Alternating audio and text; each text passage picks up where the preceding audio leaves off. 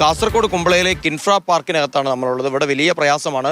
പൊതു റോഡിലൂടെ അല്ലെങ്കിൽ പരിസരവാസികളായ ആളുകൾക്കൊന്നും തന്നെ ഇവിടെ ജീവിക്കാൻ കഴിയാത്ത രീതിയിൽ വലിയ ദുർഗന്ധമാണ്. അല്ലെങ്കിൽ ആ രീതിയിലുള്ള അത്രയും വലിയ കറുത്ത പുകയാണ് ഇവിടുത്തെ പല സ്ഥാപനങ്ങളിൽ നിന്നും പുറത്തേക്ക് വമിച്ചുകൊണ്ടിരിക്കുന്നത്. ആളുകൾക്ക് വലിയ പ്രയാസമാണ്. മൂക്ക് പൊത്തിപ്പിടിച്ചല്ലാതെ ഒരു നിമിഷം പോലും ഇവിടെ നിൽക്കാൻ കഴിയാത്ത അത്രയും വലിയ രൂക്ഷമായ അതീവ ഭീകരതയുള്ള അത്രയും വിഷമയമായ ദുർഗന്ധമാണ് ഇവിടെ നിന്ന് എല്ലായ്പ്പോഴും ഉണ്ടായിക്കൊണ്ടിരിക്കുന്നത്. വലിയ പ്രയാസമാണ്. ഇപ്പോൾ ജീവിക്കാൻ പറ്റാത്ത അവസ്ഥയിലാണ്. ഈ ഓയിലിൻ്റെ റീസൈക്കിൾ കാരണം വീടിൻ്റെ പുക പുറത്ത് വന്നിട്ട് ആൾക്കാർ എല്ലാവരും അമ്മയും മോളടക്കം പറയുന്നത് എന്തച്ചാ സ്മെല്ല് ഇതെങ്ങനെയാണ് നിർത്തലാക്കുക, നമ്മൾ എങ്ങനെ ഭക്ഷണം കഴിക്കാം, ആരോട് പറയാൻ, എത്ര സമ്മർദ്ദം നടത്തി, ഒന്നും ഇതൊരു വിജയം കണ്ടില്ല. രാത്രിയും പകലും സമയമൊന്നുമില്ല. ഇത് ഇപ്പോൾ കുറച്ച് കുറവുണ്ട്. ബാക്കിയുള്ള സമയത്ത് വീട്ടിൻ്റെ പുറത്തേക്ക് പോലും ഇരിക്കാൻ കഴിയുന്നില്ല.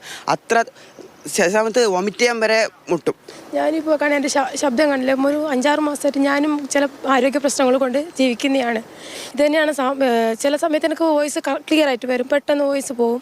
അത് ചിലപ്പോൾ ഇതിൻ്റെ എന്തെങ്കിലും മാലിന്യമായിട്ട് എന്തെങ്കിലും എൻ്റെ ശരീരത്തിൽ എഫക്റ്റ് ചെയ്തിട്ടുണ്ടോ എന്നറിയില്ല. കുറേ പ്രാവശ്യം ചെക്കപ്പ് ചെയ്തപ്പോഴും പറയുന്നത് എന്തോ അലർജി നിങ്ങളെ ബാധിച്ചിട്ടുണ്ടെന്നാണ് പറയുന്നത്. അപ്പോൾ എൻ്റെ കൊച്ചിനും അതെ, കൊച്ചിനും ശ്വാസം മുട്ടലൊരു ചെറിയ പ്രോബ്ലം ഉണ്ട്. അപ്പോൾ ഫാമിലിയിൽ എല്ലാവർക്കും ഇപ്പം ആരോഗ്യ പ്രശ്നങ്ങൾ വന്നുകൊണ്ടിരിക്കുന്നുണ്ട്. ശരിക്കൊന്നും ഭക്ഷണം കഴിക്കാൻ പോലും പറ്റാത്ത അവസ്ഥയാണ്. കുട്ടികൾക്ക് കളിക്കാൻ പോലും പറ്റുന്നില്ല. പ്രായവരെല്ലാം ഉണ്ട് വീട്ടിൽ, അവർക്ക് വിശ്വസിക്കാൻ പറ്റുന്നില്ല. ഈ ഫാക്ടറിക്കാരെല്ലാം വന്നിട്ട് നമുക്ക് പൈസയ്ക്ക് വേണ്ടി അവർ മിഞ്ഞന്ന് ഇതേ ഫാക്ടറിൻ്റെ പറഞ്ഞു കോടിക്കണക്കിൽ ലാഭം. നമ്മൾ നാട്ടുകാർ ചത്തിട്ട് എന്തിന് നിങ്ങൾക്ക് കോടി കണക്കിൽ ലാഭമാക്കുന്നത്? നാട്ടിൽ വികസന പ്രവർത്തനങ്ങൾ നല്ല രീതിയിൽ തന്നെ പോകണം. പക്ഷേ അതിന് കൃത്യമായ മാനദണ്ഡങ്ങളും നിബന്ധനകളും ഒക്കെ തന്നെ പാലിച്ചു പോകണം. കാരണം ഇവിടെ സ്കൂളുകളുണ്ട്, വീടുകളുണ്ട്, തൊഴിൽ സ്ഥാപനങ്ങളുണ്ട്. സർക്കാരിൻ്റെ ഭാഗത്ത് നിന്ന് നല്ല ഇടപെടൽ ഉണ്ടാകണം എന്ന് തന്നെയാണ് നാട്ടുകാർ പറഞ്ഞു വെക്കുന്നത്.